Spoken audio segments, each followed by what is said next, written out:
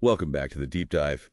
Today, wow, we're digging into something that really jumped out from the sources you send over. hmm It's this quote: "Every interaction you have with someone today is another chance you have been given to change the way they feel about the day." It's simple, isn't it? But it packs a punch. It really does. Yeah. Just like let that sink in for a second. It feels less like just a nice idea and more, I don't know, fundamental. Okay, let's unpack this a bit. So that phrase, "another chance you have been given," it makes you pause on the word chance, right? It does. Is it just random opportunity? Or is there something more there? Yeah, like is it, a choice we make? hmm Or maybe even, as some of the philosophy you shared hinted, almost a kind of responsibility. A subtle responsibility, perhaps. Not a heavy burden, but an inherent potential. Exactly. It sounds so simple, but the implications feel, well, pretty big. This constant potential just sitting there in every little moment. And what's fascinating here, and this really came through in those behavioral science pieces you found, is what changing the way they feel about the day actually means. Right. It's not just making someone smile for 2 seconds. No, not at all. The sources suggest these interactions, even really brief ones, if they're genuine, they can tap into something deeper. Validation, connection. Uh-huh. Like hitting a psychological need. Precisely. You might trigger, actual positive neurochemical stuff.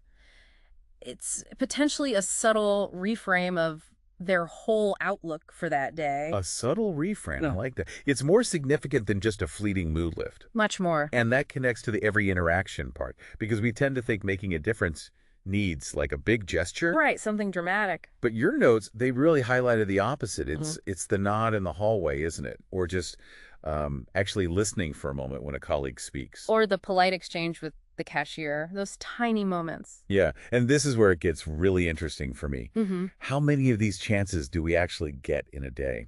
Probably far more than we consciously register. We just dismiss them, right? These little Yeah. micro interactions. We think they're nothing. Exactly, but they're not nothing. And, if we connect this to the bigger picture, like the social psychology research you included, Okay. we see this ripple effect. It's quite powerful. Ripple effect. How so? Well, think about it. You have a positive interaction with someone. It gives them a little lift, that subtle reframe we talked about. Hmm. Then they're maybe a bit more likely to be positive in their next interaction with their family, maybe, or coworkers, or even a stranger.